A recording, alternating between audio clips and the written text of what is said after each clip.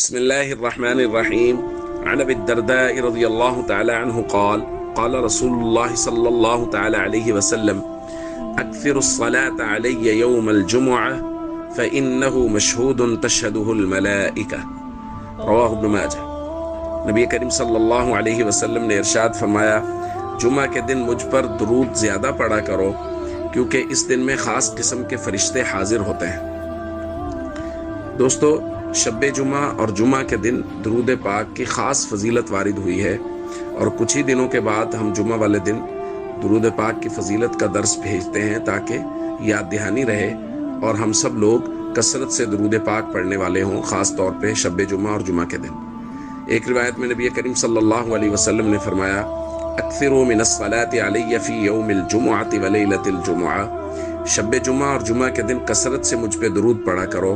فمن فعل ذلک، جو ایسا کرتا ہے، کنت لہ شہیدا وشافعا یوم القیامہ، میں قیامت کے دن اس کے لیے گواہ اور شفاعت کرنے والا ہوں گا۔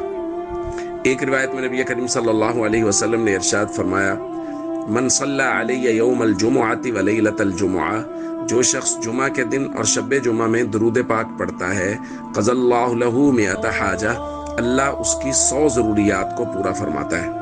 اور روایات میں ہے 70 من حوائج الآخرہ، 70 آخرت کی ضروریات میں سے، و30 من حوائج الدنیا، اور 30 دنیاوی ضروریات میں سے۔ تو درود پاک عام دنوں میں پڑھنا بہت برکت کا باعث ہے، اور شب جمعہ اور جمعہ کے دن پڑھنا تو بہت ہی زیادہ فضائل رکھتا ہے۔ اس لیے ہم سب کو کوشش کرنی چاہیے کہ شب جمعہ اور جمعہ کے دن نبی کریم صلی اللہ علیہ وسلم کی ذات بابرکات پہ کثرت سے درود پاک پڑھیں۔ السلام علیکم ورحمۃ اللہ وبرکاتہ۔